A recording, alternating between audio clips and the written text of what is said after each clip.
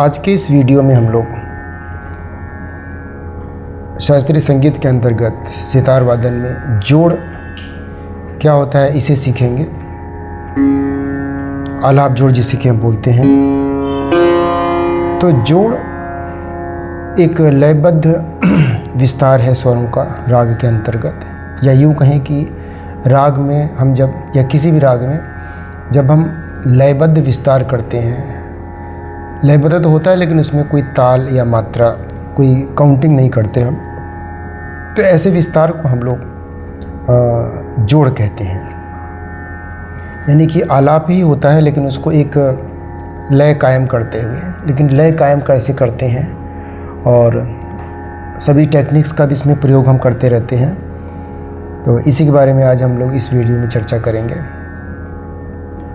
तो सबसे पहले तो जिस प्रकार से आलाप को बजाने के लिए राग के बारे में पूरी इन्फॉर्मेशन या पूरी जानकारी होनी चाहिए हमें।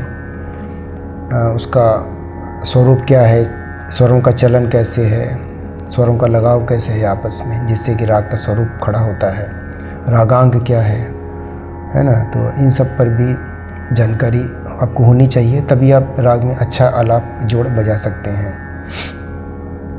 तो जोड़ में वादन के लिए जब भी सितार पे आप बजाएंगे तो उसमें आलाप के पश्चात जब आप जोड़ शुरू करते हैं तो उसमें एक लय कायम करते हैं। और लय कैसे कायम करते हैं, उसमें चिकारी, मुख्य रूप से चिकारी का इसमें बहुत बड़ा रोल है। जैसे कि अगर हम बजाते हैं एक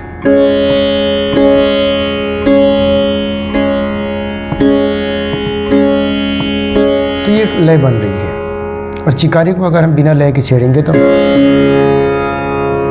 अब इसमें कोई लय नहीं है, ठीक। और दूसरी भूमिका होती है बाज के स्वर की, और बाज के जो तार हमारे होते हैं उसके जो स्वर हम बजाते हैं राग के, उसके साथ एक तारतम्यता लय की बनाते हैं जोड़ के लिए चिकारी बजाते हुए। जैसे एग्जाम्पल के लिए हम अगर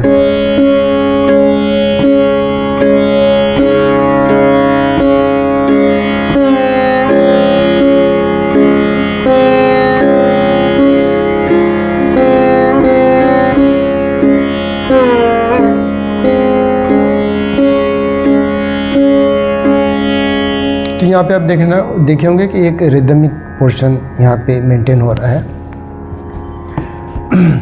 लेकिन इसमें एक चीज़ का और ध्यान रखना है कि लय हम उतनी ही रखेंगे जितने में कि हमारा बाएं हाथ का संचालन अच्छे से हो, बाधित ना हो। और दूसरी चीज़ कि जो टेक्निक हमारे हैं सितार की, कृंतन, मुर्की, खटका और घसीट, इन सब का भी हमारा लयबद्ध जो तरीका है उसमें वो कायम रहे। वो उनकी वजह से, टेक्निक बजाने की वजह से कहीं लय खंडित ना हो या टूटे ना लय, ये भी ध्यान देना है। तो सीखने के पर्पज़ से आप क्या कर सकते हैं कि जैसे सा को आपने सा छि, सा, ये राग यमन में हम लोग बजा रहे हैं, सा छि, सा छि।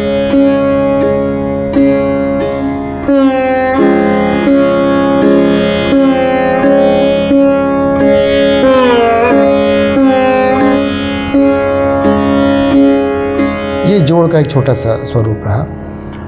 और इसमें भी आपको जैसे आलाप में आप ध्यान देंगे कि स्वरों का जो विस्तार है और न्यास का स्वर है उस पर ध्यान दिया जाता है। तो उसी प्रकार से जो लयबद्ध जो विस्तार हो रहा है राग का, तो इसमें भी स्वर के जो न्यास हैं उस पर पूरा ध्यान दिया जाता है। तो आपने देखा होगा मैं बार बार सा पे न्यास कर रहा हूँ, ठीक है, और बाकी स्वरों को प्रयोग कर रहा हूँ वहाँ पे आने के लिए, ठीक है। जैसे सा पर है,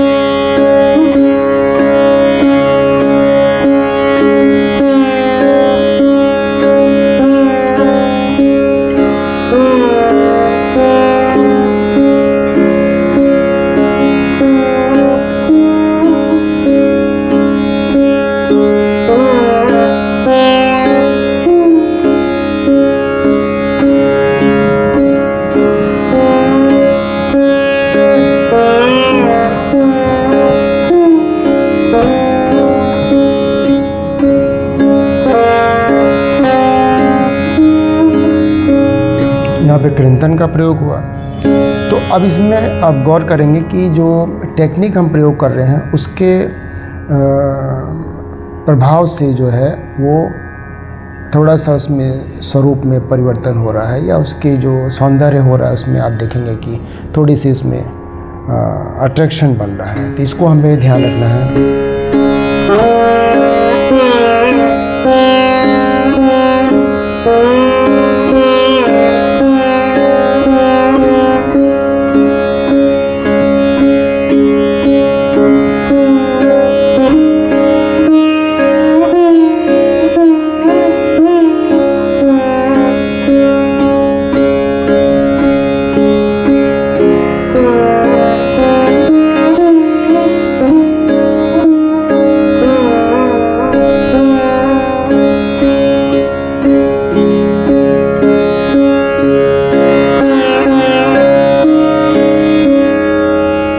तो जोड़ में भी हम जब जोड़ के एक खंड का जब समापन करेंगे या एक छोटे हिस्से का ख़त्म करना होगा, तो हमें फिर जैसे आलाप में ख़त्म करते हैं सा चिक सा चिक सा चिक, वैसे ही हमको इसमें भी समाप्त करेंगे। यानी कि या हम सिर्फ चिक नी रे सा ये भी बजा सकते हैं, जैसे हमने छोटा सा किया।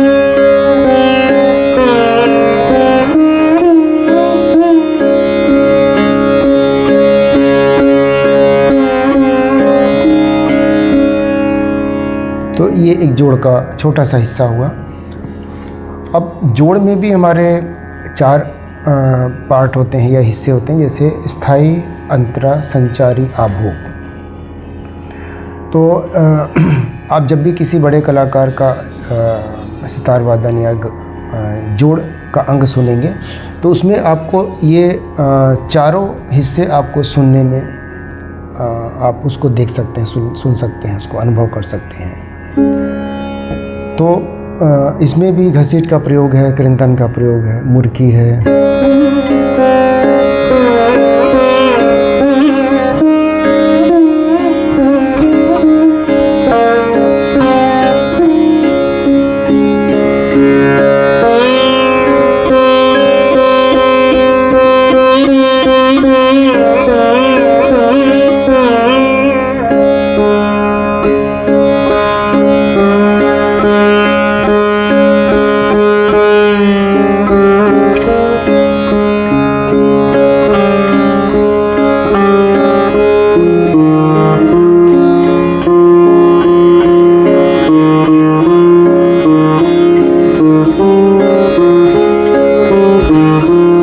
अलंकार का भी प्रयोग कर सकते हैं और करेंगे तो बहुत अच्छा लगेगा।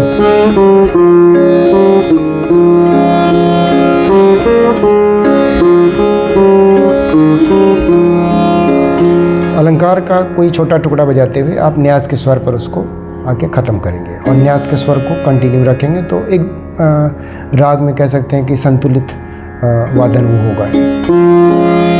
जैसे यहाँ पे गा न्यास का स्वर है, तो हम अलंकार का जब भी प्रयोग कर रहे हैं तो न्यास के स्वर पर आके रुक जाए। ये न्यास के स्वर पर आके ठहराव ले।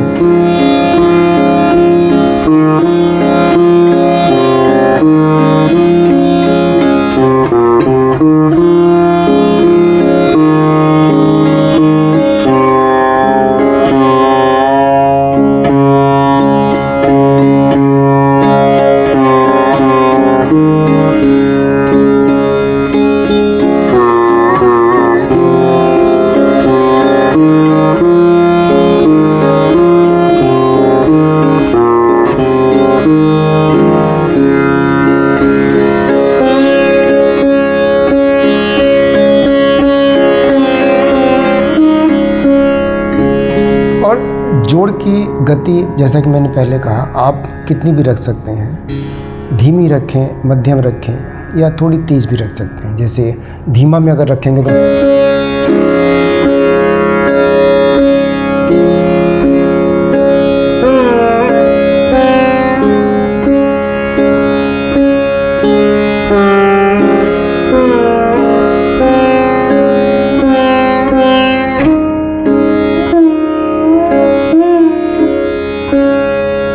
ये थोड़ी धीमी हुई। अब मध्यम रख सकते हैं। मध्यम कहते हैं जैसे मैंने बजाया, और उससे थोड़ा तेज़ भी रख सकते हैं।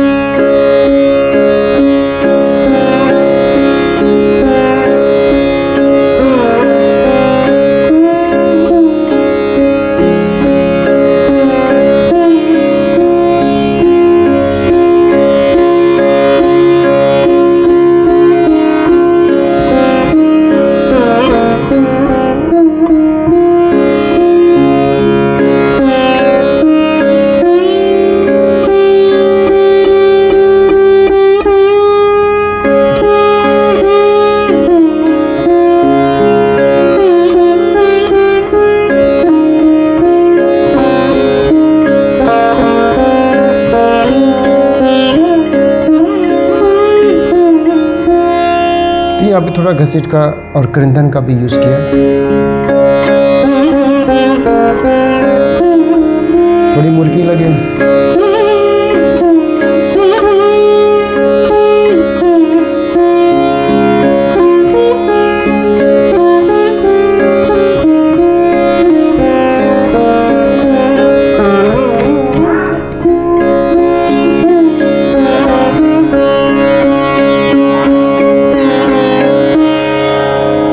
तो इस प्रकार से ये जोड़ का अंग है कि जोड़ कैसे बजाएंगे,